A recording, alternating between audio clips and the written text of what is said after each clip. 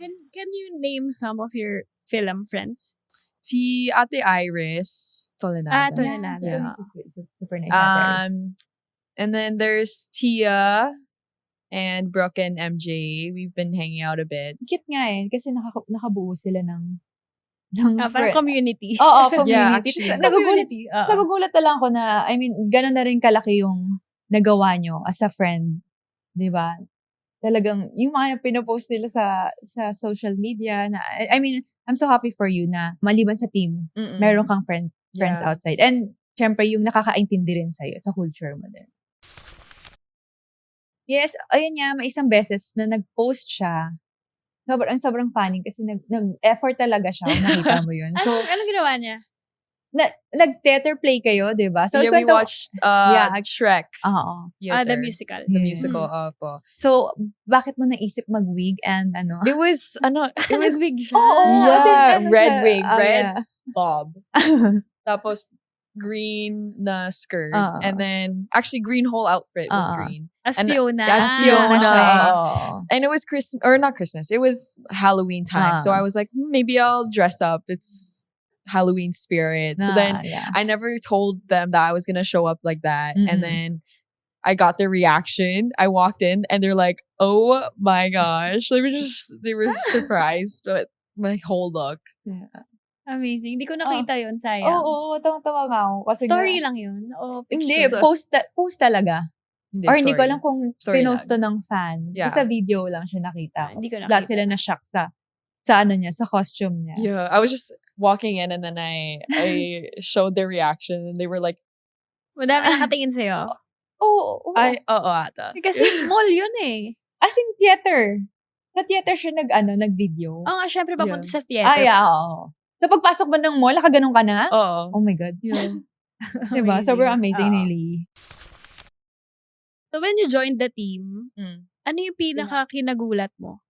I think Sa teammates first. sa teammates, how friendly and happy everyone is. Like, everyone is just always laughing, always in a good mood for the most part. But no, compared to Canada, I would say like here, everyone's always happy. Even though our slogan is Happy. happy, And good good vibes. vibes. Good Yeah. vibes. You guys actually live up to Yeah. the slogan.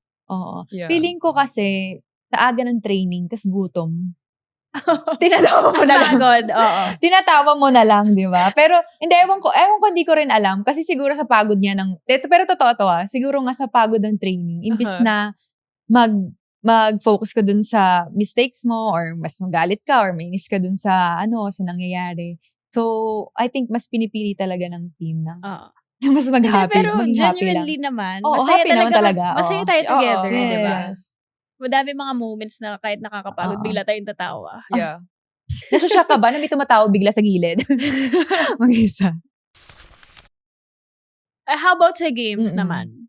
Sa games, I think I was shocked at how chill Coach Shea was or is Oo. still. Like he never is yelling during the games. He's always saying like, when it comes to games, just play your game. Like you Mm-mm. guys already trained, so you know what to do. So I feel like he trusts in our abilities and understands that yelling maybe won't do anything besides maybe put more pressure on ourselves. So I think I like his approach where he doesn't try and put you in a mood where it's like you're thinking about your mistakes all the time. It's just like, okay, next point. Just do your thing and like you know what to do. I think that's a good thing that he does. Kinabahan ka ba na first game mo na? Tas ang daming mga taong nanonood sa'yo. Yeah. I think it's something I wasn't able to experience before, like playing in that big of a crowd. I think the most I've ever played before coming here was maybe like 800 people, maybe 1,000, like 800 to 1,000. So definitely nerve-wracking, but I feel like you get used to just focusing on the court and just focusing on your teammates instead of seeing how big the arena is, seeing how many people are there. But I do appreciate how supportive all the fans are and how much support the whole team gets. Yeah.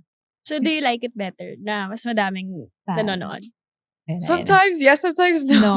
Depende sa ano mo, Oo, sa confidence sa mo ng kaba. araw na yun. Yeah. Diba? But for the most part, yeah, Yeah. I think it's a good thing for the league then for the team. So, naano ka ba? Nabuboost ka ba pag naririnig mo yung mga sigaw ng fans? Like, parang, Yeah. gusto ko kunin lahat. Oo. Sisigaw sila, yung parang ganun. Oo. Nag-enjoy ka din. Yeah. Oo. I think yun din yung ano, no? Pag naglalaro ka, pag ang daming sigaw ng fans. Minsan yun nagpapainit ng laro yung sigaw ng Yeah, fans. actually, Diba? they're more engaging here Oo. compared to Canada. No one's screaming every day. Like every touch, there's someone like screaming, and it just gets the players hyped. It gets everyone else more involved and more engaged in the game. So I think it's a fun environment to play in for sure. Yeah. But training-wise, saan mo masasabi mas intense? Here or in Canada? Dito, yeah, Wow. it's a lot of reps kasi. I feel like Here? here Oh. How long do you train in Canada? 2 hours lang. Every day? Yeah, mostly every day. Every day, and then usually games the weekends. Twice. So, like, yeah, every day. Feeling ko dito kasi everyone is just, like, super aggressive. Not, like, they're very competitive, everyone. And they're all very good. And, diba, it's also, like, a higher level. Everyone has higher expectations on themselves. So, everyone brings intensity every practice. Knowing that I still have to earn my respect and prove something. Diba? I'm still new to the league and people haven't really seen what I'm capable of.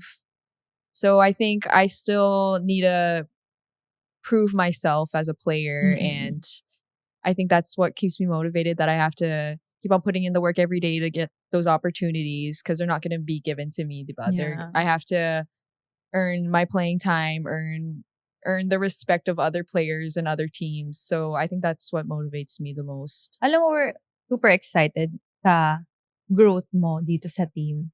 And sana hindi ka magsawa. Yes. Kasi I think ang sobrang laki ng potential mo talaga. I mean, madami kang magagawa talaga. And malaki yung ego-growth mo. And bata pa siya. Oo, sana ka bata. Pero yes, bata ka pa. And nasa team ka naman na may help ka din. Yes. So I think, ayun lang, huwag ka sumuko. Maging honest tayo kasi yung team natin, matanda na. Diba? Guys, yung line namin, yung 30, diba line namin, ito na yung 30, guys. Siguro mga 5 na lang yung players na nasa 20s. o 20s na. So, nasa magandang management ka na talagang aalagaan ka. So, i-push mo lang yung self mo na maging better. Thank you, And ate. kami, nafe-feel at nakikita namin na kaya mo talagang Thank mag-shine. Yes. Hintay mo lang ang time for you. you. Yes. Grabe! Nabitin na naman tayo sa kwento ngayon! Kung gusto mo pa ng dagdag kwento, huwag mag-alala. Pag may time, kita tayo ulit sa susunod na episode. Grab a spot. Relax lang. At makitambay sa kwentuhan namin. Walang pressure. Chill lang. Follow us on YouTube, Spotify, at Apple Podcasts para mapakinggan ang buong episodes ng Ang Podcast ng Mga May Time. Huge thanks to Bagong Pilipinas Studios, our official studio partner.